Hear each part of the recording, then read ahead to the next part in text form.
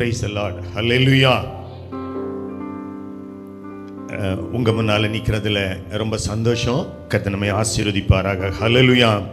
வேத புஸ்தகத்தை அறிந்தவர்களும் தெரிந்தவர்களும் அதை தினம் வாசிப்பவர்களும் ரெண்டு விதமான காரியத்தை நாம் நமக்கு தெரியாமலே சொல்லுகிறோம். ஹல்லேலூயா.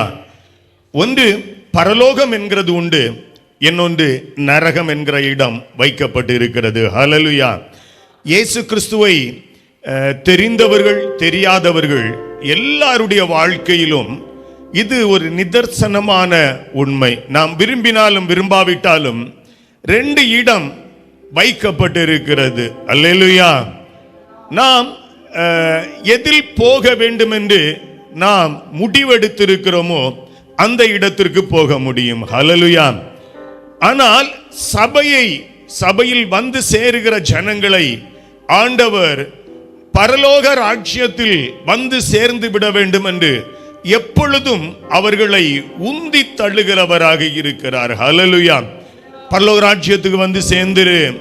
இப்போ நிறைய பேர் சபைக்கு வருகிறவங்க சில வியாதியிலிருந்து விடுதலை பெற்றவர்களாக இருப்பாங்க, குடும்பங்களில் உள்ள பிரச்சனை தீர்ந்தவர்களாக இருப்பாங்க, இல்லைன்னா சில தேவைகளை எதிர்பார்த்து சபைக்குள் வருகிறவர்களாக இருப்பாங்க. ஆனா நான் இந்த செய்தியை தியானிக்கும் போது இவ்விதமாக தியானித்தேன். இப்போ தேவைகளுக்காக வருகிறவர்களுக்காக ஜெபித்து ஃபர்ஸ்ட் செஷனை முதல் பாகத்தை முடித்து விட்டு தேவைகள் சந்திக்கப்பட்டவங்க இல்லைன்னு தேவைகளோடு கூட வந்தவங்க இல்லைனால் சாட்சி சொல்றவங்க எல்லாம் சொல்லிக்கிட்டு போயிடுங்க. ஆனால் இரண்டாம் பகுதியில் யாரெல்லாம் தொடர விரும்புகிறீர்களோ அவர்களெல்லாம் பரலோக ராஜ்யத்திற்கு நான் போக வேண்டும், அந்த ஆண்டவர் என்னை ஆயத்தப்படுத்த வேண்டும், பரலோக ராஜ்யத்திலே சென்று சேர வேண்டும் என்கிற வாஞ்சையும் விருப்பமும் இருக்கிறவர்களுக்காக இரண்டாவது பகுதியை நாம் நடத்துவோமேனால் இங்கே பேசப்படுகிற வார்த்தைகளாக இருக்கும், ஆராதனையாக இருக்கும், இல்லைன்னு ஜெபமாக இருக்கும். அது அவர்களை உயிர்ப்பித்து அவர்கள் நாடி நரம்புகளை பலனடைய செய்து அவருடைய ஆவியில் புது பலனை தந்து வருகிற நாட்கள் அடுத்த ஒரு வாரமாக இருக்கட்டும், வருகிற நாட்களில் பாவத்தின் வல்லமையை ஜெயித்து அவர்களை வாழ வைப்பதற்கு அதை அவர்கள் வாஞ்சையோடு கூட உள்வாங்கிக் கொள்வாங்க. இல்லையெனில் அவர்கள் தேவைகளுக்காக வந்து தேவைகள் சந்திக்கப்பட்டதினால் சபையில் இருக்கிற பட்சத்திலே நிறைய பிரச்சனைகள் அவர்களால் சபைக்கு உண்டாகும். அவர்கள் பலதை எதிர்பார்ப்பாங்க, அவர்களுக்கு கிடைக்காத நேரத்தில் சபைகளில் அநேக ஃப்ரிக்ஷன் பிரச்சனைகள் உருவாகி கொண்டே இருக்கும் அவர்களால். ஹல்லேலூயா. அவ்விதமாக இராதபடி பரலோக ராஜ்யம் என்கிறது உண்மை. பரலோக ராஜ்யத்திற்கு நம்ம போய் சேரணும். அங்க போய் சேர்வதற்குரிய அநேக காரியங்களை தேவ சமூகத்தில் இருந்தும் வேத புஸ்தகத்தில் இருந்தும் ஆண்டவர் வைத்திருக்கிற அந்த ஊழியங்கள் வழியாக தீர்க்க தரிசனமா ஊழியமாக இருக்கட்டும், இல்லைனில் பலவிதமான ஊழியங்களை சபையில் பரிசுத்த ஆவியானவர் ஏற்படுத்தி வைத்திருக்கிறார். அந்த ஊழியங்கள் நிமித்தம் நான் வார்த்தைகளையும் வல்லமைகளையும் பெற்று அவருடைய ராஜ்யத்திற்காக நான் ஆயத்தப்படுகிறேன் என்று ஒரு ஆத்துமா ஒரு ஆவி சொல்லுமையானால் அது உற்சாகம் உள்ளதாக இருக்கும். ஹல்லேலூயா. இங்கே செய்யப்படுகிற சகல காரியங்களும் அவர்களை உற்சாகமூட்டும், புது பலனடைய செய்யும். எவ்வளவு சோர்வில் வந்தாலும் அவர்களுடைய ஆவி புதுப்பிக்கப்பட்டு புது பலனடைந்து வீடுகளுக்கு போவாங்க. அல்லேலூயா. இன்றைக்கும் செய்தியை கேட்கிற ஒவ்வொருவரும் தேவனுடைய ராஜ்யத்தின், ஒருவேளை இன்றைய தினம் நான் மரிப்பேனே ஆனால் தேவனுடைய ராஜ்யத்தில் போய் சேர வேண்டும், ஒருவேளை ஆண்டவருடைய வருகை இருக்குமே ஆனால் நான் அவரோடு கூட எடுத்துக் கொள்ளப்பட வேண்டும் என்கிற அந்த வாஞ்சையோடு கூட இந்த வார்த்தைகளை கேளுங்க. ஹல்லேலூயா. அது உங்களுக்கு ஆசீர்வாதமாக இருக்கும். அது உங்களை பலனடை செய்யும், வியாதியிலிருந்து விடுதலை தரும், கடன் பிரச்சனையிலிருந்து உங்களை விடுதலை செய்து இந்த பூமியில் உங்களை தேவ ஜனங்களாக வாழ வைக்கும். ஹல்லேலூயா. அப்ப அந்த ஒரு வாஞ்சியோடு கூட செய்திகள் சபையில் நீங்கள் இருப்பீர்களேனால் உங்களுக்கு ஆசீர்வாதமாக இருக்கும். அல்லேலூயா. செய்திக்கு ஆதாரமாக 1 ராஜாக்களின் புஸ்தகத்திலே 17ஆம் அதிகாரம் 1ஆம் வசனத்தை சத்தமா வாசிங்களா. கீலேயாத்தின் குடிகளிலே திஸ்பியனாகிய எலியா ஆகாபை நோக்கி, என் வாக்கின்படியே அன்றி இந்த வருஷங்களிலே பனியும் மழையும் பெய்யாதிருக்கும் என்று இஸ்ரவேலின் தேவனாகிய கர்த்தருக்கு முன்பாக நிற்கிற நான் அவருடைய ஜீவனை கொண்டு சொல்லுகிறேன் என்றான். ஒரு மனிதன், இதே மனிதன் ஒரு பாடுள்ள மனிதன், ஒரு விசேஷித்த சரீர உறுப்புகளால் உருவாக்கப்பட்டவன் கிடையாது. நம்மை போல இரத்தமும் மாம்சமும் உடைய ஒரு மனிதன் தன்னுடைய வாழ்க்கையை குறித்து, தன்னுடைய ஜீவிதத்தை குறித்து சொல்லுகிறான்.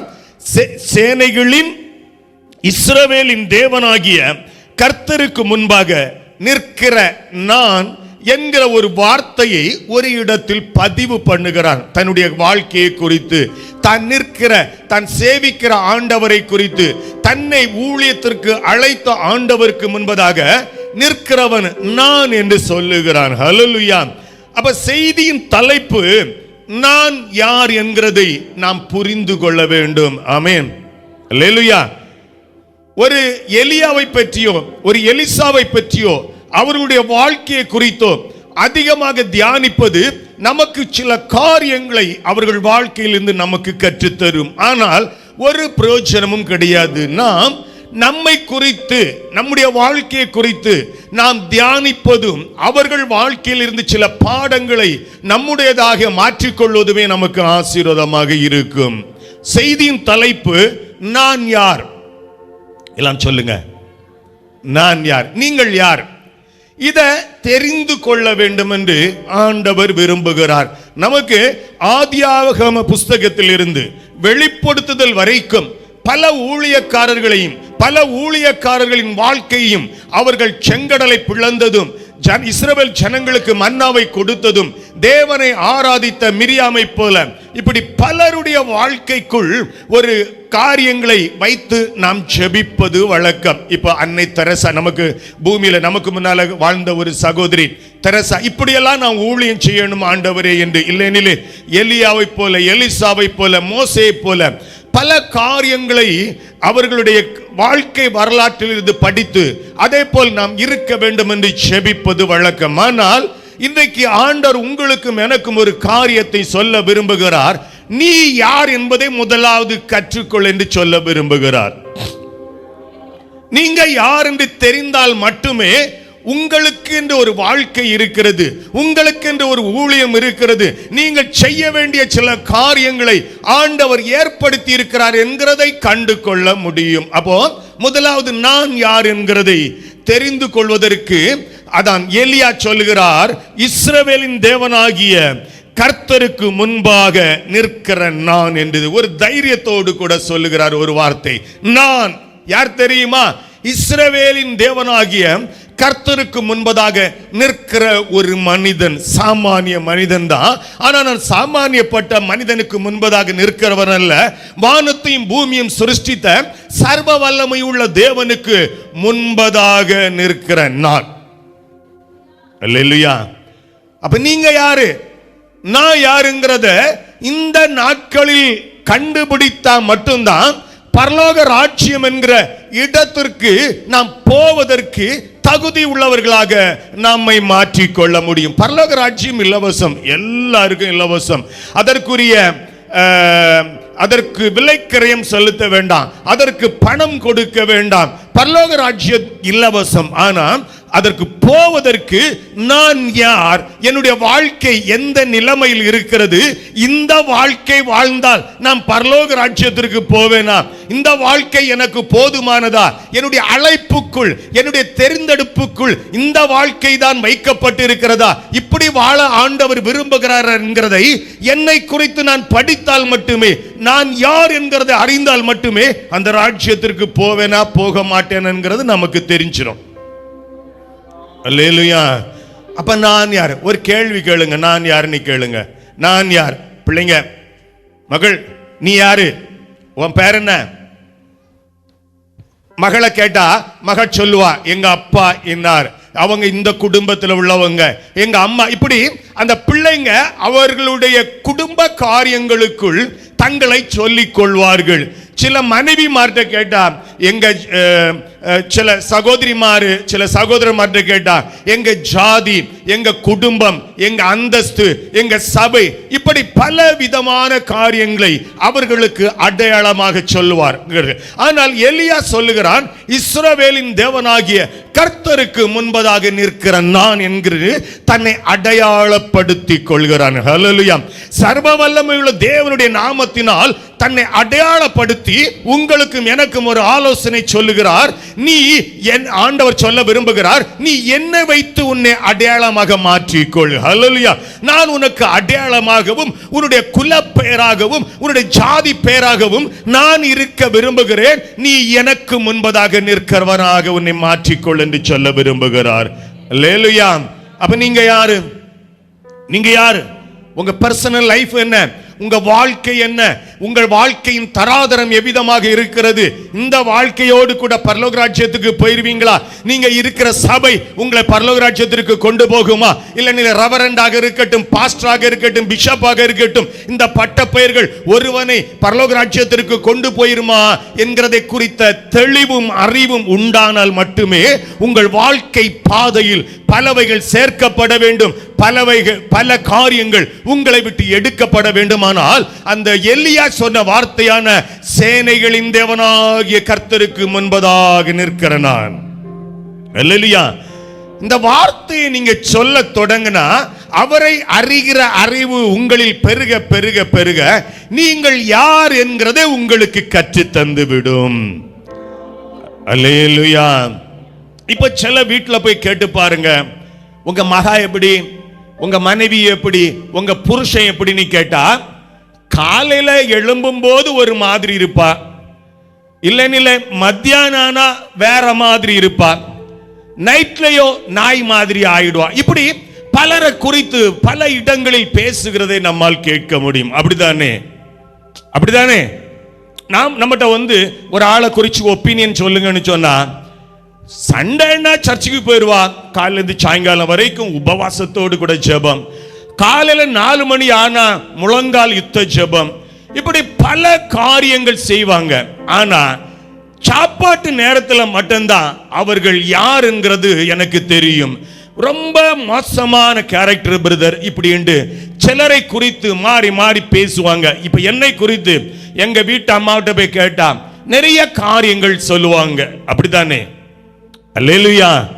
அப்ப நான் யார் என்கிறதை குறித்த தெளிவு எனக்குள் உண்டானால் மட்டுமே, என்னை அறிகிற அறிவு எனக்கு உண்டாக வேண்டுமானால், அந்த எலியா நின்ற நிலைமை இருக்குது இல்லையா, இஸ்ரவேலின் தேவனாகிய கர்த்தருடைய சமூகத்தில் நிற்கிற நான் என்கிற அந்த தைரியத்தை நீங்கள் பெற்றுக் கொள்ளும் போது அந்த இடத்திற்கு போக முடியாதபடி பல காரியங்கள் இருக்கும் இல்லையா, அதை விட்டுருவீங்க. அந்த இஸ்ரவேலின் தேவனாகிய கர்த்தருடைய சமூகத்திற்கு போக வேண்டிய நிறைய கேரக்டர் இருக்கும் இல்லையா, அதை உங்களோடு கூட சேர்த்து கொள்ளுவீங்க. எத்தனை பேருக்கு புரியுது? அப்போ நான் யார் என்கிற தெளிவு உண்டாக வேண்டுமானால், ஒரு முறை ஒரு மனிதன் காணிக்கையை கொண்டு கொடுக்க போனாப்ல.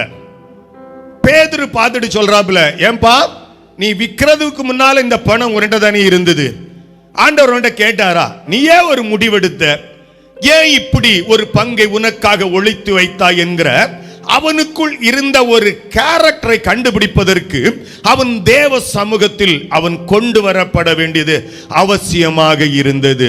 இதே காரியத்தை இந்த மனிதன் சபைக்குள் அந்த பணத்தை எல்லாம் கொண்டு வருவதற்கு முன்பதாக இந்த எலியா சொன்னது போல, இஸ்ரவேலின் தேவனாகிய கர்த்தருடைய சமூகத்தில் நிற்கிற நான் என்று இவன் இரவுல கணவனும் மனைவியுமாக முழங்கால் படியிட்டு, கர்த்தாவே நான் உம்முடைய சமூகத்தில் வந்து நிற்கிறேன், இதில் நீர் பிரியப்படுவீரா, நான் எனக்காக எடுத்து வைத்து மாற்றி வைத்திருக்கிறேனே, இதை நீர் ஏற்றுக்கொள்வீரா என்று அவரோடு கூட சில காரியங்களை பரிமாறி இருந்தால் ஆண்டவர் அதற்கு முந்தின நாள் இவனுடைய மரணத்திற்கு முன்பதாகவே பேசியிருப்பார். அப்படித்தானே? அல்லேலூயா. அப்ப நான் யார் என்று தெரிகிற ஒரு அறிவும் புத்தியும் நமக்கு வர வேண்டுமானால் அவருடைய பிரசன்னத்திற்கு முன்பதாக போய் நாம் குற்றம் சாட்டப்படுவதற்கு முன்பதாகவே அவரோடு கூட உள்ள உறவில் நீங்கள் வளருவீர்களே, ஆனால் உங்களுக்கு அது கற்று தந்துவிடும். ஹல்லேலூயா. இவ்வளவு பணத்தை வித்தேன், இவ்வளவு தாரேன்னு சொல்லிட்டேன், கொண்டு போய் சேர்த்துருவீங்க. ஆமென். ஹல்லேலூயா. அப்ப நீங்கள் யார்? ஒரு எலியா சொல்றான், இஸ்ரவேலின் தேவனாகிய கர்த்தருடைய சமூகத்தில் நிற்கிற நான். நீங்கள் யார்? எல்லாம் ஒரு நிமிஷம் நீங்க நான் யாருங்கிறத கேளுங்க. நான் யார்? நான் எப்படி வாழ்ந்துட்டு இருக்கிறேன்? இந்த வாழ்க்கை போதுமா? என்னுடைய ஆவிக்குரிய ஜீவிதத்திற்கு இது தகுதிதானா? இப்ப நான் பைக்கில் வந்தேன். அங்கிருந்து வரும்போது நான் இங்க சர்ச்சுக்கு வர்றதுக்கு முன்பதாக இல்லைன்னா ஒரு ஒரு ஒரு ஒயின் ஷாப்ல போய் குடிக்க போனா அது எனக்கு தகுதியா இருக்குமா? சத்தமா சொல்லுங்க, சத்தமா சொல்லுங்க. சகோதரிமார் சத்தமா சொல்லுங்க. இருக்காது. சகோதரிமார், அப்போ உங்களை குறித்து நீங்க என்ன குறிச்சு சொல்லிட்டீங்க இல்லையா? வெள்ளை சட்டை மீசை எடுத்த பிரதர் ஒயின் ஷாப்புக்கு போக கூடாதுன்னு என்ன குறித்து சொல்றீங்களே, அப்போ உங்களை குறித்து நீங்கள் எந்த அளவாக அறிந்து வைத்திருக்கிறீங்க? நீங்க பேசுகிற காரியங்கள், நடந்து கொள்கிற விதங்கள், இதில் எதை சரி என்று சொல்றீங்க, எதை சரியில்லை என்று சொல்கிறதற்கு அறிவு உண்டாக வேண்டுமானால் எலியா சொன்னது போல சொல்லணும், நான் இஸ்ரவேலின் தேவனாகிய கர்த்தருடைய சமூகத்தில் நிற்கிற நான் என்று அவன் சொல்ல அவனுக்கு ஒரு தைரியம் இருந்ததானால் அவன் அந்த ஆண்டவரோடு கூட பழகின விதங்களில் அந்த ஆண்டவரிடத்திலிருந்து அவருடைய சமூகத்திற்கு போவதற்காக பலதை தன்னுடைய கேரக்டராக, குணாதிசயமாக, தன்னுடைய வாழ்க்கையாக அவன் மாற்றிக் கொண்டபடியினால் அவனால் சொல்ல முடிந்தது. ஆமென். நமக்கு அந்த தைரியம் வரணுமா வரண்டாமா? ஆண்டுடைய வருகை வரப்போகுது, நாங்க பரலோகத்துக்கு போகிறோம் என்று சொல்கிற நாம் நம்மை குறித்த ஒரு தெளிவுக்குள் வர வேண்டும் என்று ஆண்டவர் விரும்புகிறார். ஹல்லேலூயா. அப்ப நான் யார் என்கிறது எவ்விதமாக நிரூபிக்க முடியும்? என்னுடைய நிறைய பேர் சொல்லுவாங்க, நான் வெளியே நடந்துக்கிறது வேற பிரதர், ஆனா என் இருதயத்தை ஆண்டவர் அறிகிறார். நான் தெரியாம பேசிடுவேன், தெரியாம செய்திருவேன், ஆனா என் ஆண்டவர் என் இருதயத்தை அறிகிறார் என்று சொல்லுவோம் இல்லையா? அது ஒரு தவறான வாழ்க்கை, ஒரு தவறான காரியங்கள். நம்மை மாற்றிக்கொள்ள வேண்டிய சில சூழ்நிலைகளில் ஆண்டவர் உங்களை அழைக்கிறார். எலியா எதையாகிலும் பேசிட்டு போனாரா? சொல்லுங்க. எப்படியாகிலும் நடந்தாரா? ஏதாவது ஒரு வாழ்க்கையை தன்னுடையதாக மாற்றிக்கொண்டாரா? சேனைகள் இஸ்ரவேலின் தேவனாகிய கர்த்தருடைய சமூகத்தில் நிற்கிற நான் என்கிற ஒரு மனிதனுடைய வாழ்க்கை ஒரு சொல்லப்படுகிற அளவு மேன்மையானதாக இருந்தால் ஆண்டவராகிய இயேசு கிறிஸ்துவின் வருகையில் அவரை முகமுகமாக தரிசிக்க போகிற நாம் நம்மை குறித்து நாம் அறிகிறதும் நம்மை மாற்றிக்கொள்கிறதும் அவசியமாக காணப்படுகிறது. ஹல்லேலூயா. அப்ப நாம யாருக்கு முன்னால நிக்கிறோமோ அதன்படிதான் நம்முடைய வாழ்க்கை இருக்கும். பாருங்க, இயேசு கிறிஸ்துக்கு முன்பதாக நிற்கிறதற்கு ரோமர் 10:9 படியுங்க.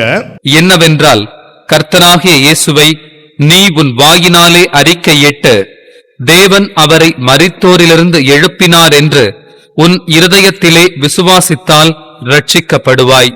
அப்போ எலியா தேவனுக்கு முன்பதாக நின்றவர். நம்முடைய வாழ்க்கையிலும் பாவத்தில் வாழ்ந்து கொண்டிருந்த நம்முடைய வாழ்க்கையில் ஒரு நாள் நமக்கு தேவைப்படுகிறது. பாவத்தின் சந்தோஷம் நமக்கு தேவையில்லை, அது நிரந்தரம் இல்லை என்கிறத புரிகிறோம். பாவத்திலிருந்து விடுதலையை நாம் தேடுகிறோம். ஆண்டவராகிய இயேசு கிறிஸ்து நமக்கு முன்பதாக வந்து நிற்கிறபடியினாலே நம்மிடத்தை சொல்றாரு, நான் உன் பாவங்களை எல்லாம் சுமந்துட்டேன், நான் உன் பாவத்தை மன்னிச்சிட்டேன், நீ ஏன் பிள்ளையா மாறிடு என்று சொல்கிறதுனாலே நாம் நம்முடைய பாவங்களை அறிக்கையிட்டு நாம் ரட்சிப்புக்குள் வரும்போது நமக்கு முன்பதாக இயேசு கிறிஸ்து நிற்கிறார். அல்லேலூயா. இப்ப நமக்கு ஒரு தெளிவு வருகிறது. இவ்வளவு காலம் நாம் தேவனற்றவர்களாக வாழ்ந்து கொண்டிருந்தோம். என்னை வழி நடத்துவதற்கு யாரும் இல்லை, எனக்கு ஒரு மாதிரி இல்லை, நான் என்னுடைய வாழ்க்கையை நான் அமைத்துக் கொள்வதற்கு எனக்கு சொல்லி தருவதற்கு யாரும் இல்லை என்று வாழ்ந்து நம்முடைய மனம் போன போக்கில் வாழ்ந்து கொண்டிருந்தோம். இப்ப ரட்சிக்கப்படுகிறோம், வாயினால் அறிக்கை பண்ணுகிறோம், இயேசு என் ஆண்டவர், இயேசு என் ரட்சகர், இயேசு என் மீட்பர் என்று நாம் வாயின் வார்த்தைகளை அறிக்கை பண்ணுகிறதுனாலே எலியாவுக்கு முன்பதாக தேவனாகிய கர்த்தர் நின்றது போல நமக்கு முன்பதாக இயேசு கிறிஸ்து நிற்கிறார். அல்லேலூயா. அப்ப இந்த தைரியம் நமக்குள் வளர வேண்டும். எனக்கு முன்பதாக இயேசு உண்டு, எனக்கு முன்பதாக என்னை ரட்சித்தவர் உண்டு, எனக்கு முன்பதாக ஒரு ஆண்டவர் எனக்கு முன்பதாக நிற்கிறார் என்கிற தைரியத்தில், அந்த பலத்துள் நீங்கள் இந்த பூமியிலே வாழும்போது வாயினால் அறிக்கை செய்த வார்த்தை என்ன? இயேசு என் பாவங்களை மன்னிச்சிட்டாரு. அப்படிதானே? அல்லேலூயா. அப்போ இந்த வார்த்தைகளை பேச நாம் தொடங்கி இருக்கிறபடியினாலே, அவர் நமக்கு முன்பதாக நின்று கொண்டே இருக்கிறதுனாலே நம்முடைய வாயின் வார்த்தைகள் மாறிவிடும். நீங்க யாரு? நீங்க யாரு? நல்லா புரிந்துகிடுங்க. உங்களுக்கு முன்னாக யார் நிற்கிறா? இயேசு நிற்கிறார். இயேசுவை சொந்த இரட்சகராக ஏற்றுக்கொண்டு அறிக்கையிட்டீங்க. அப்போ இனிமேல் அவர் உங்களுக்கு முன்பதாகவே நின்று கொண்டு இருக்கிறதுனாலே நான் யார் என்கிறது புரிந்துவிடும். என்னுடைய வாயின் வார்த்தைகள் சரிதானா? நான் பேசுகிற காரியங்கள் சரிதானா? சரியில்லை, நான் மாத்திக்க போறேன். காரணம், எலியாவின் முன் தேவன் நின்றபடி போலவே எனக்கு முன்பதாக இயேசு நிற்கிறபடியினாலே என் வாயின் வார்த்தைகளில் ஒரு மாற்றம் உண்டாக வேண்டும். அப்போ ஆண்டவர் கற்று தருவார். இத பேசாத, இத பேசாத, இத பேசாத, இதெல்லாம் பெருமை, பாவம், அழிவு, நாசம், மோசம், நான் உனக்கு முன் நிற்கிறபடினாலே என்னை குறித்து பேசு என்று உங்களுக்கு கற்று தருவார். இப்ப நீங்கள் யார்? நான் யாரு? இப்ப எனக்கு முன்பதாக யார் நிற்கிறா? புரியுதா? எத்தனை பேருக்கு புரியுது? நீங்க யாரு? ஒரு காலத்தில் யாரா இருந்தீங்க? பாவத்தில் இருந்தோம். இப்ப யாராக இருக்கிறீங்க? பரிசுத்தவான மாறிட்டோம். காரணம், எனக்கு முன்பதாக ஆண்டவராகிய இயேசு கிறிஸ்து நிற்கிறார். நிற்கிறபடியினாலே என் வாழ்க்கையின் மாற்றங்கள், என் வாழ்க்கை, ஏன்னா அவருக்கு முன்னால போய் நிக்கணும்னா பாவிகள் போய் நிற்க முடியாது. பாவத்தை மன்னிப்பை பெற்றுக் கொண்டவங்க போய் நிற்க முடியும். அப்ப அந்த அறிவு எனக்குள்ள வந்துடும். நான் யாரு? இன்னைக்கெல்லாம் என் வாழ்க்கை எப்படி இருந்தது? என் ஜீவிதம் எப்படி இருந்தது? மாற்றப்பட வேண்டியவைகள் எது? மாற்றக்கூடாதது எது? இயேசு கிறிஸ்துவிடத்திலிருந்து என்னிடத்தில் வர வேண்டிய காரியங்கள் எது என்கிற அறிவை நீங்கள் பெற்றுக்கொள்ளணும். நான் யாருங்கிறது தெரியணும். அப்படித்தானே? அல்லேலூயா. அப்போ எலியாவிடத்தில் பரிசுத்த ஆவியான தேவனுடைய வல்லமை, பரிசுத்த ஆவியானுடைய பலம், வரங்கள் அவரிடத்தில் இருந்தது. அப்ப நமக்கு முன்னால இயேசு கிறிஸ்து நின்னா நமக்கு முன்பதாக பரிசுத்த ஆவியானவர் வருகிறார் அல்லவா? 2 ராஜாக்கள் 2:9 படிப்போம். அவர்கள் அக்கறைப்பட்ட பின்பு எலியா எலிசாவை நோக்கி, நான் உன்னை விட்டு எடுத்துக் கொள்ளப்படும் முன்னே நான் உனக்கு செய்ய வேண்டியது என்ன? கேள் என்றான். அதற்கு எலிசா, உன்னிடத்தில் உள்ள ஆவியின் வரம் எனக்கு இரட்டிப்பாய் கிடைக்கும்படி வேண்டுகிறேன் என்றான். பாருங்க, எலிசா இஸ்ரவேலின் தேவனாகிய கர்த்தருக்கு முன்பதாக நின்றவன், என்ற தைரியத்தை உடையவன். அவனிடத்தில் ஆவியானவருடைய வரங்கள், வல்லமைகள் அவனிடத்திலிருந்து கிரியை செய்து கொண்டிருந்தது. அப்போ நமக்கு முன்பதாக இயேசு கிறிஸ்து என்கிற இரட்சகர் நமக்கு முன்பதாக வந்திருக்கிறார். நாம் அவரை பார்த்து கொண்டிருக்கிறோம், அவரை தரிசிக்கிறோம். நம்முடைய வாழ்க்கையிலும் இப்ப படிங்க, அப்போஸ்தலர் நடபடிகள் 10:46. பேதுருவோடே கூட வந்திருந்த விருத்த சேதனமுள்ள விசுவாசிகள் கேட்கும் போது பரிசுத்த ஆவியின் வரம் புறஜாதிகள் மேலும் பொழிந்தருளப்பட்டதை குறித்து பிரமித்தார்கள். ஒரு எலியாவிடத்தில் ஆவியின் வரம் இருந்தது. ஆனால் இயேசு கிறிஸ்துவை கண்களுக்கு முன்பாக தரிசிக்கிற உங்க வாழ்க்கையிலும் என் வாழ்க்கையிலும் பரிசுத்த ஆவியானுடைய வரம் எவ்விதமாக வந்திருக்கு பாருங்க. பொழிந்தருளப்பட்டது. எலியா விடத்தில் இருந்தது ஆவியின் வரங்கள். ஆனால் இயேசு கிறிஸ்துவை தங்களுக்கு முன்பதாக நிறுத்தி கொண்டிருக்கிற ஜனங்களுடைய வாழ்க்கையில் பரிசுத்த ஆவியானுடைய வரங்கள் பொழிந்தருளப்பட்டது. பொழிந்தருளப்பட்டதுன்னா எப்படி? லிமிட் கிடையாது. மழை, அது ஒரு வல்லமை, அது ஒரு ஆளுகை நம்மேல வல்லமையோடு கூட பொழிந்து அருளப்பட்டது.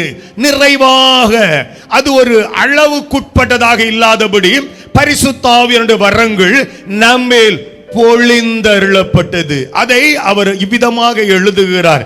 பெரிய மழை, பெரிய ஒரு நாள் கன்னியாகுமரி டிஸ்ட்ரிக்ட்ல உள்ள மழையை எல்லாம் ஒரு ஆளுக்கு மேல ஊத்துனா எப்படி இருக்கும்? அவ்விதமாக உங்கள் மேலும் என் மேலும் பரிசுத்த ஆவியானுடைய வரங்கள் பொழிந்தருளப்பட்டிருக்கிறது. அப்போ நீங்க யாருங்கிறத நீங்கள் தெரிந்து கொள்ளணும். தெரிந்து கொண்டாதான் என் முன்னால நிற்கிறது யார்? இப்ப இயேசு கிறிஸ்து.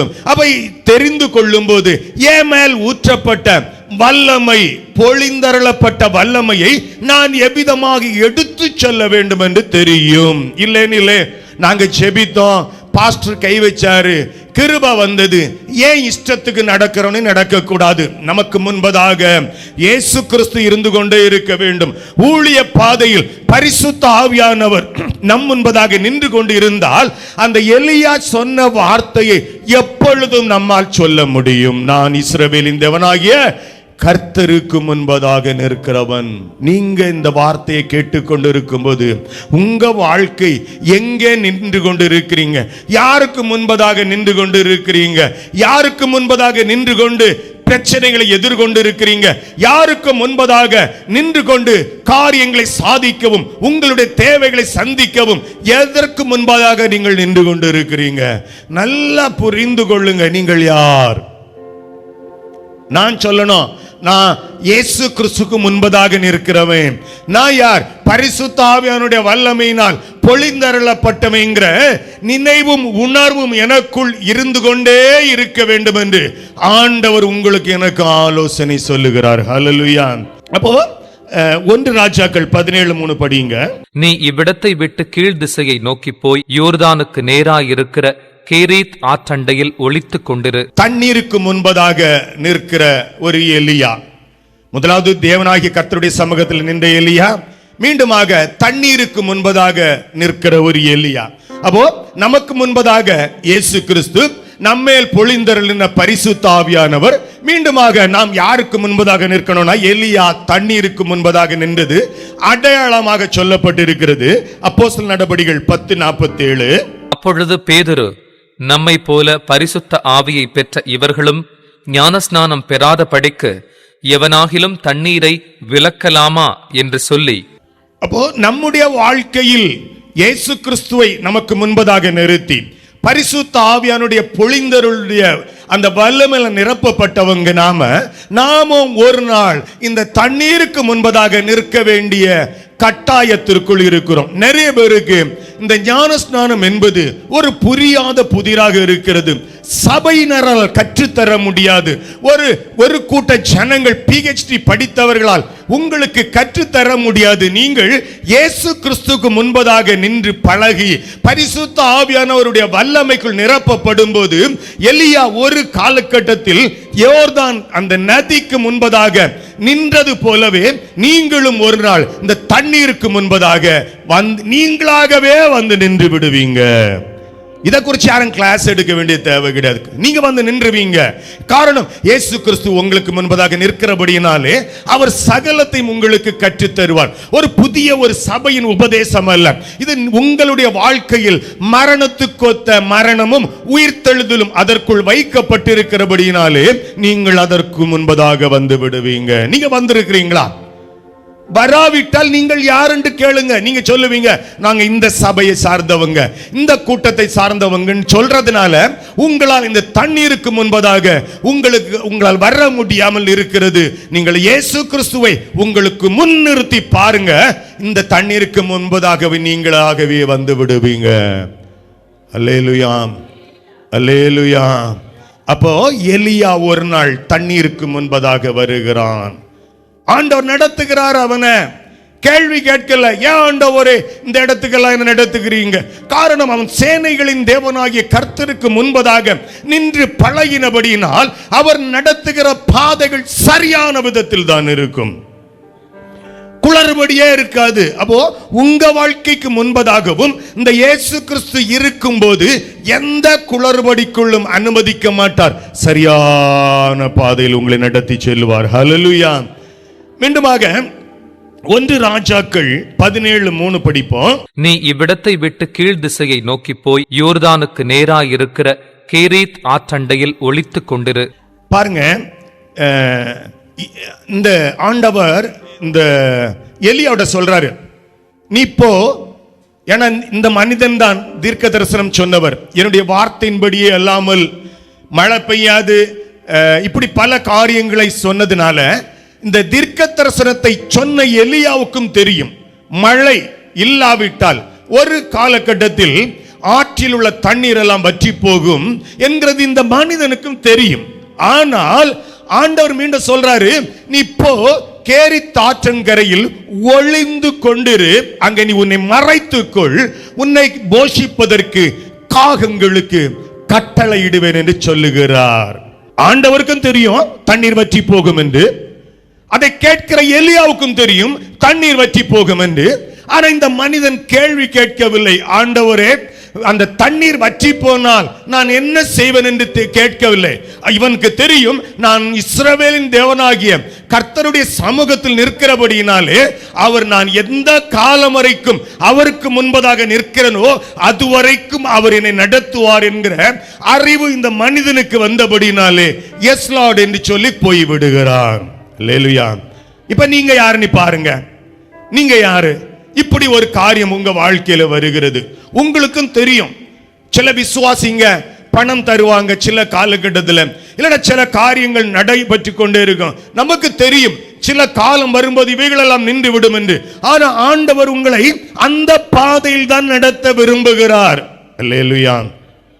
இப்படியான சூழ்நிலைகளில் நீங்கள் சொல்ல தெரியணும், ஏன் முன்னால இயேசு கிறிஸ்து இருக்கிறாரு, என்னை அவர் வல்லமையில நிரப்பி இருக்கிறாரு, எஸ் லார்ட் என்று அந்த அந்த பஞ்ச காலத்திலும் தண்ணீர் வற்றி போகிற நிலைமையிலும் காகங்கள் இறைச்சியும் அப்பமும் கொண்டு வராத காலம் உங்களுக்கு தெரிந்திருந்தாலும் அந்த சூழ்நிலைகளுக்குள் நடந்து செல்வதற்கு தேவ சமூகத்தில் நீங்கள் ஒப்பு கொடுக்க வேண்டும். ஒப்பு கொடுக்கிற பட்சம்தான் நீங்கள் அவருக்கு முன்பதாக நிற்கிறீங்கிறது அர்த்தம். அல்லேலூயா. இல்ல குறை சொல்லி குற்றம் சொல்லி, எனக்கு ஒரு புருஷன் கிடைச்சான் நல்ல ஒரு வாழ்க்கை கிடைக்கும் நினைச்சோம், எனக்கு ஒரு மனைவி வருவா நல்ல வாழ்க்கை கிடைக்கும் நினைச்சோம், ஆனா எல்லாம் என்னை விட்டு போய்விட்டது, என்னுடைய பிள்ளைகள் நான் சொல்லுகிற விதமாக கேட்கவில்லை, என்னுடைய தாய் தந்தையர் எனக்கு வர வேண்டிய ஆஸ்திகளை எல்லாம் வேறு ஒருவருக்கு கொடுத்து விட்டார் என்று நீங்கள் எதையாயிலும் சொல்லி கொண்டிருப்பீங்கன்னு சொன்னா நீங்கள் இயேசு கிறிஸ்துவுக்கு முன்பதாக நிற்கிறீங்கிறது அர்த்தம் கிடையாது. ஆமென். ஆமென். அர்த்தம் என்னது? அப்படியே ஆக கடவுது. அப்போ புலம்பி புலம்பி புலம்பி உங்க வாழ்க்கையை நீங்கள் கெடுத்து கொண்டிருக்கிறீங்கன்னா நீங்கள் இயேசு கிறிஸ்துவுக்கு முன்பதாக இல்ல, நீங்கள் பரிசுத்த ஆவியானவரால் நிரப்பப்படலைன்னு அர்த்தம் உங்களை நிரூபிக்கிறது. ஆனா எலியா அப்படி சொல்லல. எலியாவுக்கும் தெரியும் தண்ணீர் வற்றோம், நான் குடிக்க முடியாத ஒரு காலம் வரும், ஆனால் ஆண்டவர் சொன்னதை அவிதமாகவே கீழ்ப்படுகிறார். ஹல்லேலூயா. நம்முடைய வாழ்க்கை, நீங்க யார் இந்த சூழ்நிலையில, இவ்விதமான சூழ்நிலைகளில் நீங்கள் என்ன சொல்லிக் கொண்டிருக்கிறீங்க? வியாதியாக இருக்கட்டும், கடன் பிரச்சனையாக இருக்கட்டும், நீங்கள் கடந்து போய் கொண்டிருக்கிற இந்த சூழ்நிலைகளுக்குள் நீங்கள் என்ன சொல்லிக் கொண்டிருக்கிறீங்க? ஆண்டவர் என்னை நடத்தவில்லை, ஆண்டவர் என்னை மறந்தார், ஆண்டவர் என்னை கைவிட்டார் என்று சொன்னா உங்களுக்கு முன்பதாக பிரச்சனைகளை தான் வச்சு கொண்டிருக்கிறீங்களே தவிர அந்த பிரச்சனைகளை கடந்து சென்று உங்களை ஆசீர்வதிக்கிற ஒரு ஆண்டவர் உங்களுக்கு முன்பதாக இல்லை என்று அர்த்தம். அதுதானே.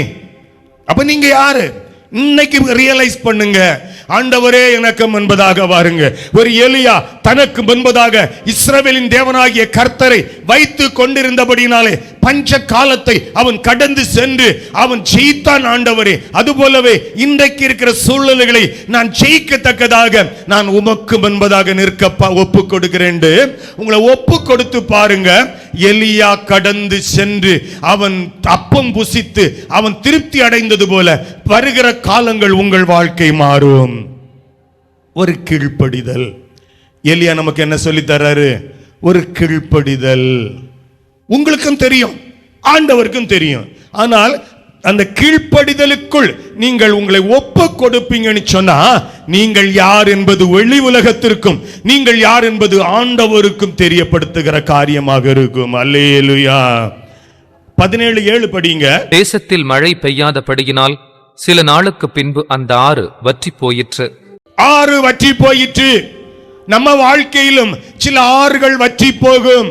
நம்முடைய குடும்ப வாழ்க்கை, குடும்ப ஜீவிதத்திலே சில காரியங்கள் வற்றி போகும்.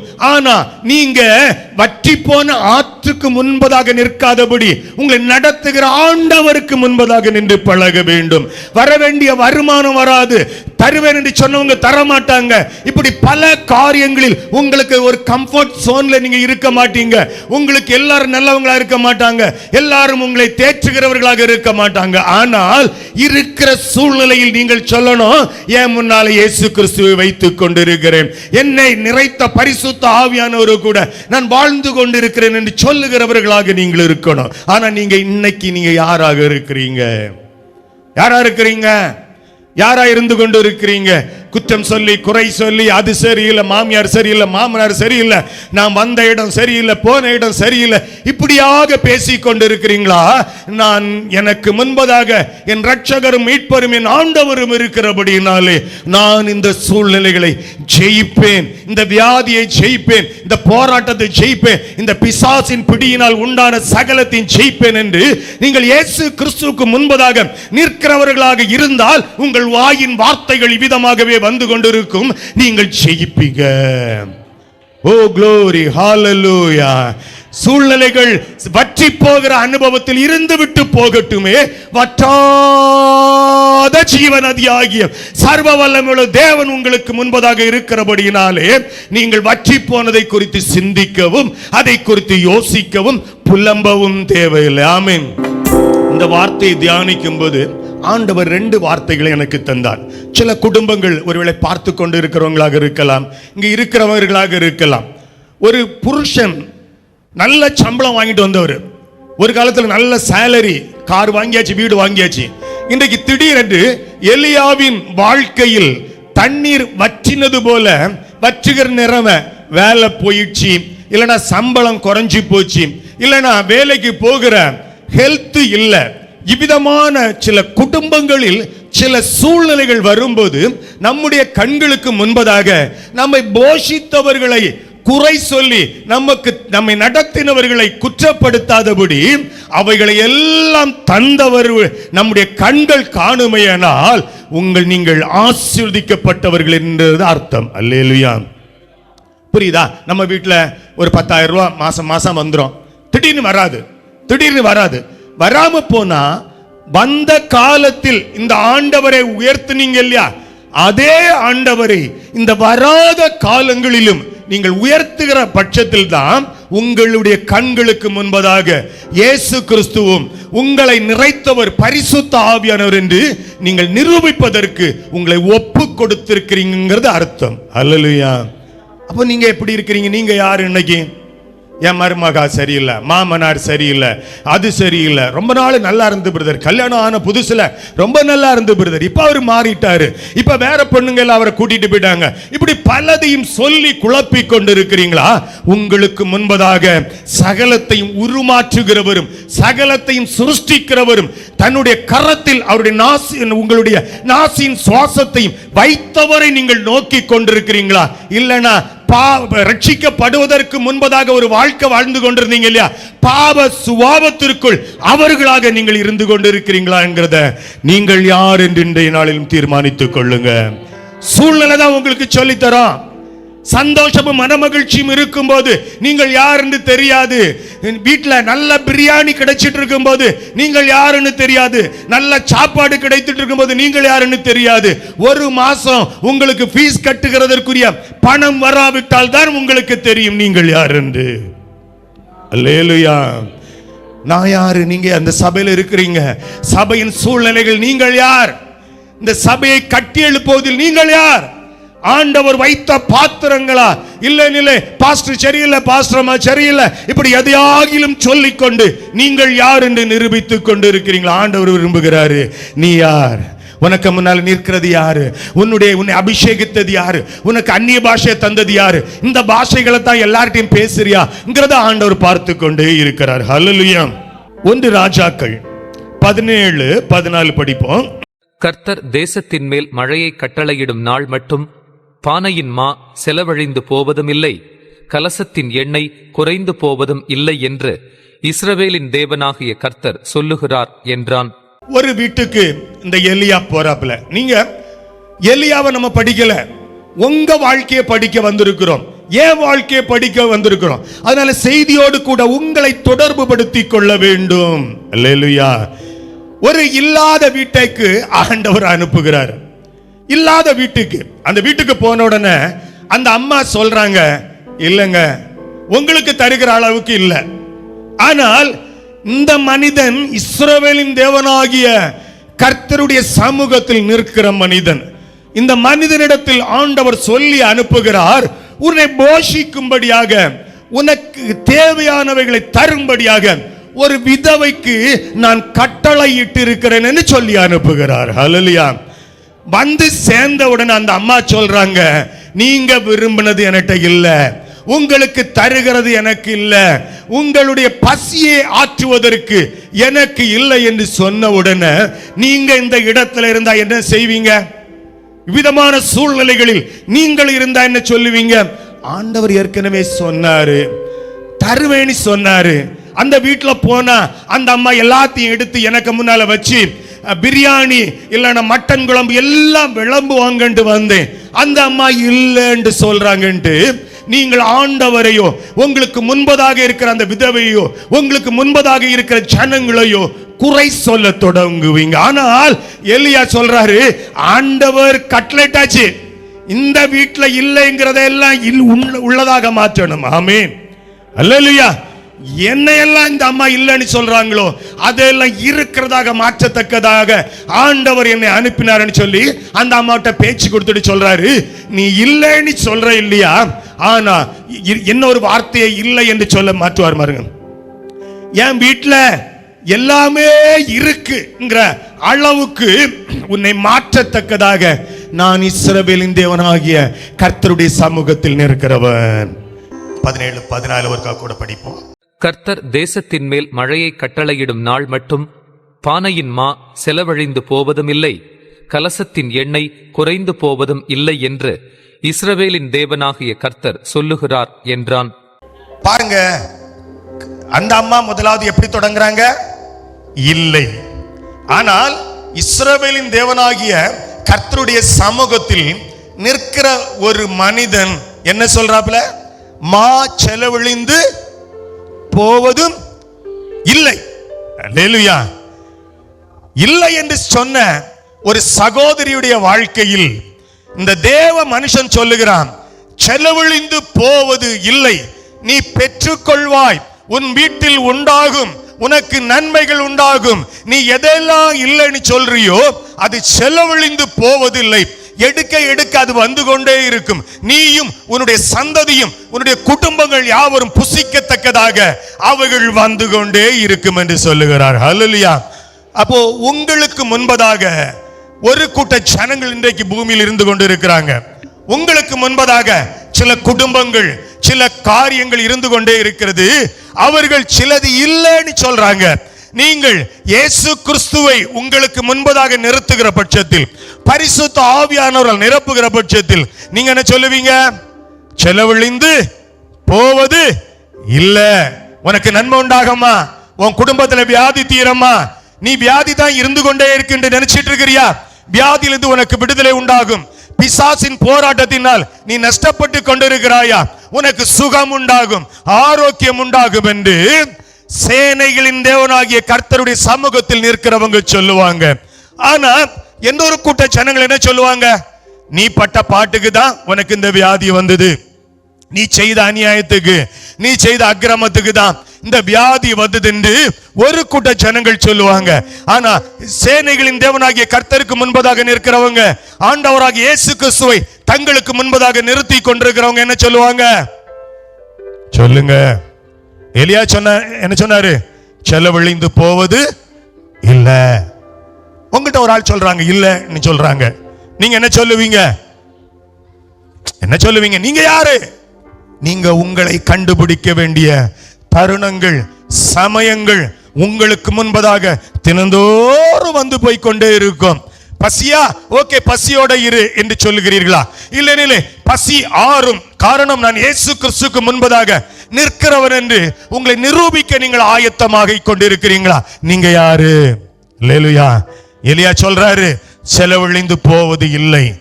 வீட்டுக்குள்ள போன அந்த விதவை சொல்லுகிறார் இல்லை என்று சொல்லுகிறார். தேவனுக்கு முன்பதாக நிற்கிற ஒரு ஊழியக்காரன் சொல்றான், செலவழிந்து போவதில்லை என்று சொல்லுகிறான். ஹல்லேலூயா. இந்த விதமான சூழ்நிலை உங்க வாழ்க்கையில் வரும்போது நீங்கள் யார்? நீங்கள் யார்? நீங்கள் யார்? நீங்கள் யார் என்று ஆண்டவர் பார்க்க விரும்புகிறார். நீங்க ஆண்டவரை பார்க்கிறதும் ஆண்டவர் உங்களை பார்க்கிறதுமாக இருக்கிற போது, குடும்பங்கள், நீங்க எந்தெந்த குடும்பத்துல போறீங்களோ, யாரோடு கூட தொடர்பு வைத்திருக்கிறீங்களோ, யாரெல்லாம் உங்களுக்கு பரிச்சயமானவர்களாக இருக்கிறாங்களோ, அங்கெல்லாம் இந்த வார்த்தைகளை சொல்லத்தக்கதாக ஆண்டவர் உங்களை பலப்படுத்துவார். செலவழிந்து போவதில்லை. சுகம் உண்டாகும், ஆரோக்கியம் உண்டாகும், நன்மை உண்டாகும், உன்னுடைய குடும்பத்தில் சந்ததி உண்டாகும், சந்ததி தலைத்திருக்கும் என்று சொல்லத்தக்கதாக ஆண்டவர் உங்களோடு கூட பேசுவார். உங்களை அந்த வீட்டிலே அவர்களை ஆசீர்வதிக்கிறவர்களாக வைத்து விடுவார். நீங்க இன்னைக்கு எப்படி இருக்கிறீங்க? நீங்க இன்னைக்கு எப்படி இருக்கிறீங்க? உங்க நிலைமை எப்படி இருக்குது? எலியா சொன்னாரு, எலியாவின் தேவன் என் தேவன் என்று பாட்டு பாடிச்சு கொண்டிருக்கிறீங்களே, நீங்கள் யாராக இருந்து கொண்டு இருக்கிறீங்க? உங்களை உருமாற்ற ஆண்டவர் விரும்புகிறார். ஹல்லேலூயா. உங்களை உருமாற்றி பல வீடுகளில், பல குடும்பங்களில், பல தேசத்திற்குள் நன்மை செய்யத்தக்கதாக பலர் உங்கள்ட்ட சொல்லுவாங்க, இல்ல பிரதர்னு சொல்லுவாங்க, நீங்க சொல்லுவீங்க செலவழிந்து போவதில்லை. பலர் உங்கள்ட்ட சொல்லுவாங்க, எங்க வீட்டுல வியாதி வருவதில்லை என்று நீங்க சொல்லுவீங்க. எங்க வீட்டுல பிசாசின் போராட்டம், நீங்க சொல்லுவீங்க பிசாசை ஜெயித்தவரை நான் தரிசித்துக் கொண்டிருக்கிறபடினாலே, பிசாசை தன்னுடைய காலின் கீழே நசுக்கி போட்டவரை நான் தரிசித்துக் கொண்டிருக்கிறபடினாலே, சாத்தானை ஜெயிக்கிற பலத்தை நமக்கு தருவார், நாம் ஜெயிப்போம் என்று நீங்க சொல்லுவீங்க. இந்த நாளில் நீங்கள் யாராக இருந்து கொண்டிருக்கிறீங்க? அல்லேலூயா. ஒரு விதவையின் வீட்டில் ஆசீர்வதிக்கிறதுக்கு ஆண்டவர் எலியாவை அனுப்புகிறார். நீங்கள் யாருடைய வீடுகளை எல்லாம் ஆசீர்வதிக்கிறீங்க, ஆசீர்வதிக்கிறவர்களாக இருக்கிறீங்க. ஆசீர்வதிக்கலன்னா ஆண்டவர்ட்ட இந்த நாள் இறங்கி வாங்க. நீங்க சொல்லுவீங்க, பலர் சொல்றது இப்படித்தான், எங்க அப்பா தெரியாம இந்த புருஷனுக்கு கட்டி கொடுத்துட்டாரு, சிலர் இப்படி இந்த மனைவி வந்ததுனால என் வாழ்க்கை. ஆண்டவருடைய சமூகத்தில் நிற்கிற நீங்கள் இவ்விதமாக சொல்ல மாட்டீங்க. ஆண்டவர் என் வாழ்க்கையை மாற்றுவார், என் புருஷனை மாற்றுவார், என் மனைவியை மாற்றுவார், என் பிள்ளைகளை மாற்றுவார். காரணம், நான் நிற்கிறது அவருடைய சமூகத்தில் நின்று கொண்டு இருக்கிறேன். சகலத்தை புதிதாக மாற்றுகிறவருடைய சமூகத்தில் நான் நிற்கிறபடினாலே சகலமும் புதிதாகும். அல்லேலூயா. 1 ராஜாக்கள் 18:32 படிச்சிருங்க. அந்த கற்களாலே கர்த்தருடைய நாமத்திற்கென்று ஒரு பலிபீடத்தை கட்டி, பலிபீடத்தை சுற்றிலும் தானியம் அளக்கிற 2 படி விதை விதைக்கத்தக்க இடமான ஒரு வாய்க்காலை உண்டாக்கி. இந்த வசனத்துக்கு ஒரு ஹெட்டிங் கொடுக்கணும்னா, ஆராதனை. எலியா ஆராதனை செய்வதற்கு பலிபீடங்களை செப்பனிட்டவனாக இருந்தான்.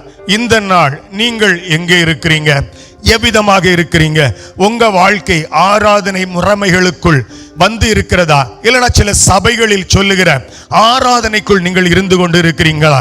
உங்களுக்கு முன்பதாக இயேசு கிறிஸ்துவும் உங்களை அபிஷேகித்த பரிசுத்த ஆவியானவரும் உங்களுடைய கண்களுக்கு முன்பதாகவும் உங்களுக்குள்ளும் இருக்கும்போது, இந்த ஆராதனைக்கு விரோதமாக நம்முடைய சொந்த வாழ்க்கையில் தேவனை ஆராதிக்க விடாதபடி இருக்கிற தடைகளை எல்லாம் முறித்து போட்டு விட்டு, அவைகளெல்லாம் நம்முடைய வீட்டுகளை விட்டும், நம்முடைய குடும்பங்களை விட்டும், நம்முடைய சொந்த வாழ்க்கையை விட்டும் அப்புறப்படுத்தி விட்டு ஆராதனை செய்வதற்கு நீங்கள் உண்மையும் உத்தமம் உள்ளவர்களாக இருப்பீங்க. ஹல்லேலூயா.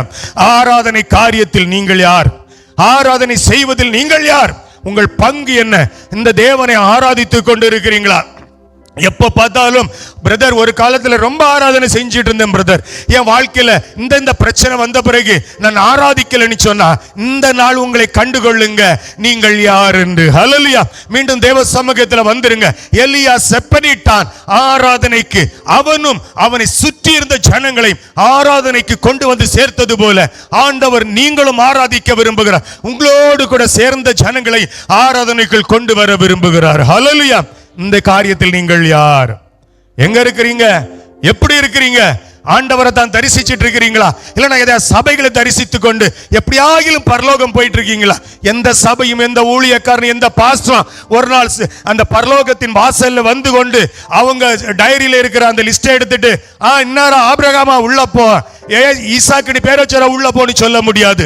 நீங்கள் இயேசுவை எந்த அளவாக தரிசித்து கொண்டிருந்தீங்களோ, பரிசுத்த ஆவியானவரால் பொழிந்தருளப்பட்ட வல்லமைக்குள் எவ்வளவாக வாழ்ந்து கொண்டிருந்தீங்களோ, அந்த அளவாக அவருடைய ராஜ்யத்திற்குள் பிரவேசிக்க முடியும்.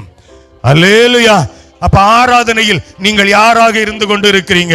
மத்தேயு 25ஆம் அதிகாரம் 35-36 படிங்க. பசியாயிருந்தேன், எனக்கு போஜனம் கொடுத்தீர்கள். தாகமாயிருந்தேன், என் தாகத்தை தீர்த்தீர்கள். அந்நியனாயிருந்தேன், என்னை சேர்த்துக் கொண்டீர்கள். வஸ்திரமில்லாதிருந்தேன், எனக்கு வஸ்திரம் கொடுத்தீர்கள். வியாதியாயிருந்தேன், என்னை விசாரிக்க வந்தீர்கள். காவலில் இருந்தேன், என்னை பார்க்க வந்தீர்கள் என்பார். யார் சொல்றா இத? ஆண்டவராகிய இயேசு கிறிஸ்து சொல்லுகிறார், நான் வஸ்திரம் இல்லாமல் இருந்தேன். இன்னொரு கூட்டத்தை பார்த்து சொல்றாரு, நீங்கள் என்னை உடுத்துவித்தீங்க, நீங்கள் எனக்கு போஜனம் தந்தீங்க என்று ஒரு கூட்ட ஜனங்கள் செய்தவர்களும் செய்யாதவர்களையும் வேறுபடுத்துகிறார். நான் இந்த ஆண்டவராகிய இயேசு கிறிஸ்துவை தரிசிக்க நான் அவரை பார்க்க இந்த பூமியில் அவர் எங்கெல்லாம் இருந்து கொண்டிருக்கிறாரோ அவருடைய சித்தம் என்னவோ அதை செய்கிறவனாக நான் மாறிவிடுவேன். ஏதோ வீட்டுக்கு திங்கட்கிழமை தோறும் கொஞ்சம் பிச்சைக்காரங்க வருவாங்க, அவங்களுக்கு 100 ரூபாய் போட்டுக்கிட்டு இந்த வசனத்துல நான் வாழ்ந்து கொண்டிருக்கிறேன் ஏமாற்றிக் கொள்ளாதீங்க. அது உங்களை ஏமாற்றுகிறது மட்டுமல்லாதபடி நரகத்திற்கு உங்களை கொண்டு போய் சேர்த்து விடும். உங்களை ஜீவன் உள்ளவர்களாக மாற்ற வேண்டுமானால் அந்த இயேசு கிறிஸ்துவை தரிசிக்க இந்த பூமியில் நீங்கள் யார் யாருக்கு என்னென்ன செய்ய வேண்டும் என்கிற அறிவு உங்களுக்கு உண்டாகிவிடும். அல்லேலூயா.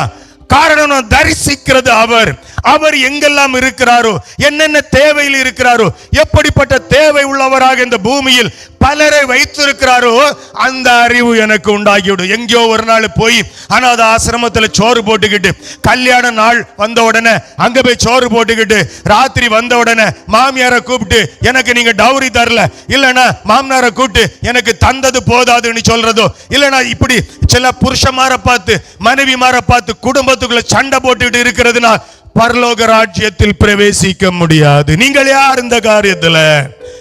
ஆண்டவருடைய காரியங்களை செய்வதில், ஆண்டவருக்கு கொடுப்பதில் நீங்கள் யாராக இருந்து கொண்டிருக்கிறீங்க? இயேசு கிறிஸ்து என் கண்களுக்கு முன்பதாக இருக்கிறது வரைக்கும் இந்த பூமியில் நான் செய்கிற காரியங்கள் எனக்கு வந்துவிடும். ஹல்லேலூயா. காரணம், எனக்கு தெரியும், நான் கொடுத்துட்டேன், சந்தோஷமா தூங்கிடலாம். நான் ஆண்டவருக்கு வஸ்திரம் கொடுத்துட்டேன்.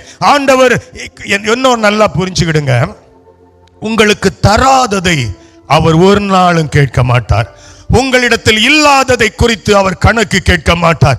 உங்களுக்கு எதையெல்லாம் தந்தாரோ, எதெல்லாம் உங்களிடத்தில் இருக்கிறதோ சகலத்தையும் அறிந்தபடினால் தான் அவர் சொல்லுகிறார், எனக்கு வஸ்திரம் தரல, என்ன பசிய போக்கல்ல. இப்படி ஒரு கூட்ட ஜனங்களை அவர் சொல்லுகிறதுனாலே இந்த நாள் நீங்கள் யார் என்று நீங்கள் கண்டுகொண்டால் உங்களை பார்த்து சொல்லுவார், உங்க வாழ்க்கை மாறிவிடும். அவரை தரிசிக்க பரிசுத்த ஆவியால் நிரப்பப்பட பசியில் இருக்கிறவர்களையும் கட்டுண்டவர்களையும் தேவையில் இருக்கிறவர்களையும் பார்த்தா உங்க இருதயம் இளகிவிடும். அல்லேலூயா. சரியான இடத்தில் உங்களுக்கு தந்ததை கொண்டு சேர்த்து விடுவீங்க. ஆண்டவர் சொல்லுவாரு, வா என் பிதாவின் ஆசீர்வதிக்கப்பட்டவர்களே, உனக்காக ஒரு இடத்தை ஆயத்தப்படுத்தி வைத்திருக்கிறேன். ஹல்லேலூயா. தேவைகளில் இருக்கிறவர்கள் முன்பதாக நீங்கள் யாராக இருந்து கொண்டு இருக்கிறீங்க? உங்களுக்கு முன்பதாக பலர் தேவையில் இருக்கிறாங்க. தேவைகளை சந்திக்கத்தக்கதாக உங்களிடத்தில் அவர் தந்து விட்டார். அநேகத்தை, சில வார்த்தைகளை தந்திருக்கிறார், சில சிரிப்பை தந்திருக்கிறார், சில பணத்தை தந்திருக்கிறார், சுகத்தை தந்திருக்கிறார். ஹல்லேலூயா. நீங்கள் யார் இந்த நாளிலே? எலியா சொல்லுகிறார், இஸ்ரவேலின் தேவனாகிய கர்த்தருக்கு முன்பதாக நிற்கனமன்னான். ஹல்லேலூயா.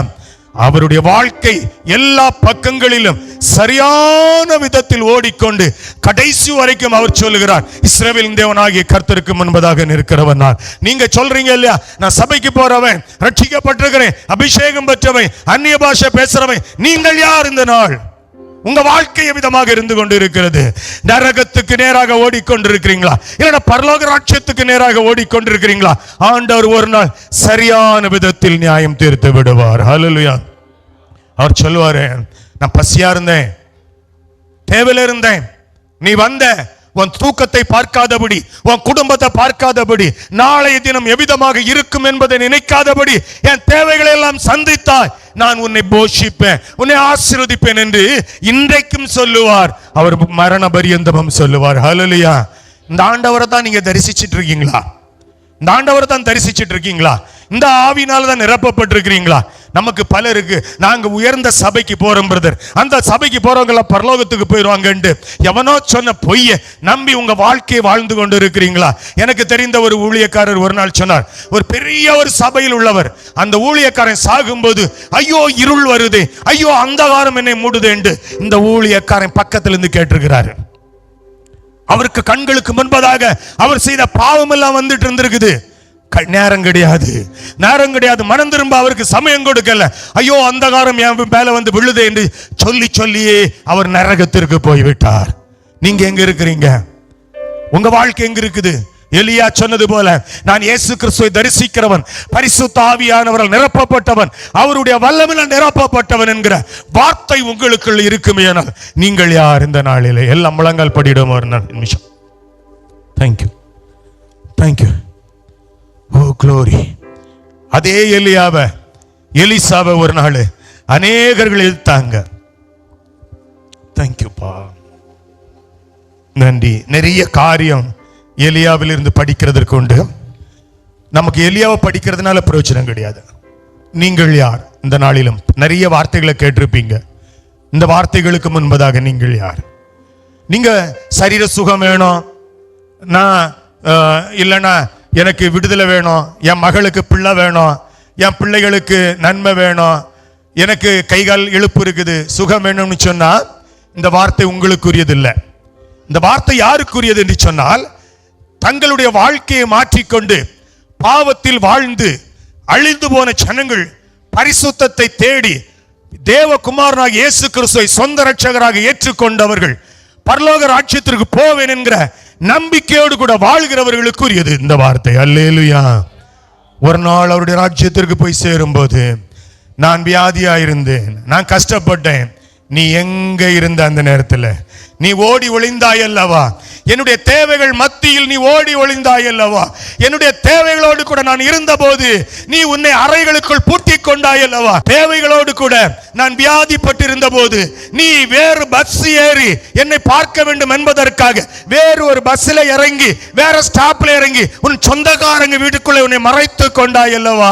எனக்கு பண தேவை இருந்த போது இவங்கள்ட்ட இதெல்லாம் சொன்னா கேட்டுவாங்கன்னு சொல்லி நீ வேறு இடத்தில் இருக்கிறது என்று பொய் சொல்லி வாழ்ந்தாய் அல்லவா என்று சொல்லுகிற அளவுக்கு நீங்க இருக்கிறீங்களா? இல்லையெனில் என் தேவைகள் மத்தியிலே உன்னுடைய கரம் திறக்கப்பட்டது, என் தேவைகள் மத்தியிலே உன் வாய் திறந்து எனக்கு ஆறுதல் சொன்னது, என் தேவைகள் மத்தியிலே உன்னுடைய கரம், உன்னுடைய வஸ்திரம் என்னுடைய வஸ்திரமாக மாறினது என்று சொல்லுகிற வார்த்தையை கேட்பதற்கு நீங்கள் இருக்கிறீங்களா? நீங்கள் யார்?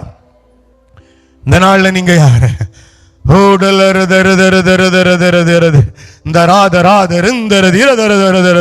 நீங்கள் யார்? எலியா சொல்லுகிறான், இஸ்ரவேலின் தேவனாகிய கர்த்தருக்கு முன்பதாக நிற்கிற நான் உங்களுக்கு தரிசனத்திற்காக ரட்சிப்பதற்காக இயேசு கிறிஸ்துவை தரிசிக்கிற நீங்கள் அவரை போல் வாழ வேண்டும் என்று விரும்புகிறார். அவருடைய சாயலாக மாற வேண்டும் என்று விரும்புகிறார். அவர் தன்னுடைய ஆவியினால் உங்களை நிறைத்து அவருடைய வாழ்க்கைக்கு ஒத்த வாழ்க்கை வாழத்தக்கதாக அவரை தரிசிக்கிறவர்களாக வாழ விரும்புகிறார். நீங்க பலரை தரிசிக்கிறீங்க, பல ஊழியக்காரனை தரிசிக்கிறீங்க, பல ஊழியக்காரிகளுடைய வார்த்தையை உங்களுக்குள் வைத்துக் கொண்டு அதற்கேற்ற விதமாக வாழ்ந்தீர்களேயானால் ஒரு நாள் ஆண்டவர் சொல்ற, அக்கிரம செய்கைக்காரனே என்னை விட்டு அகன்று போய் என்று சொல்லுவார். எந்த வாழ்க்கை கேட்பதற்கு நீங்கள் ஆயத்தம் உள்ளவர்களாக இருக்கிறீங்க. இந்த நாள் ரிப்பண்டன்ஸ், மனம் திரும்புதலுக்கு ஏற்ற நாள். உங்களை மாற்றிக் கொள்ளுங்கள். ஒருவேளை இந்த சபைக்கு ஏற்ற விதமாக நீங்கள் மாறலாம். அமாவாசை ஜபம், அந்த ஜபம், இந்த ஜபம், எல்லா ஜபத்துக்கு வந்து காணிக்கை கொடுக்கிறதுனாலே ஊழியக்காரர்களை நீங்கள் பிரியப்படுத்துகிறவர்களாக இருக்கலாம். ஆனால் ஆண்டவர் உங்களை பார்த்து சொல்லுகிறார், நீ யார் என்று உன்னை நிதானித்துக்கொள். உன்னுடைய வாழ்க்கை விதமாக இருக்கிறது என்று உன்னை நிதானித்துக்கொள். உன்னிடத்தில் குறைபாடு உள்ளதாக நீ நினைப்பாயானால் நிறைவாக தருகிற என்னை சார்ந்து கொள். உன்னை உருமாற்ற விரும்புகிறேன், உன்னுடைய சாயலை மாற்ற விரும்புகிறேன், உன்னுடைய வாயின் வார்த்தைகளை மாற்ற விரும்புகிறேன்.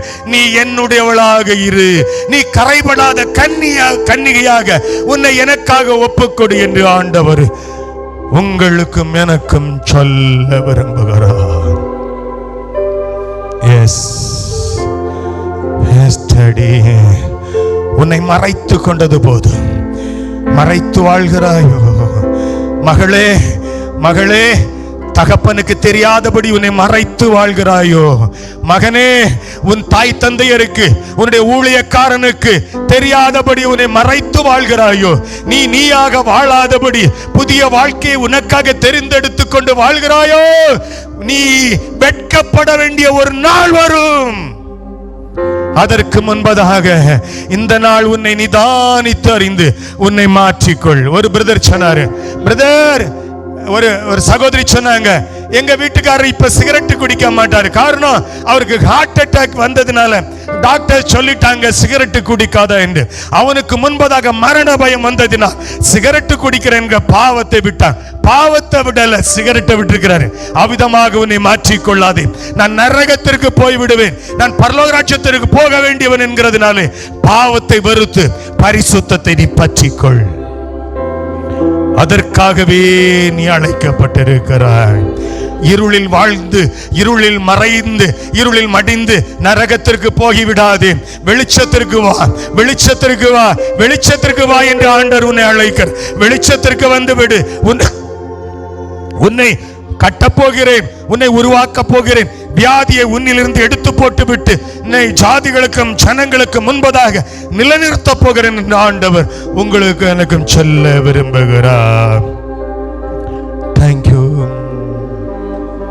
thank you Lord, thank you Lord, thank you Daddy, thank you. நீங்க யாரு? வார்த்தைகளுக்கு முன்பதாக உங்க வாழ்க்கையை கொண்டு வாங்க.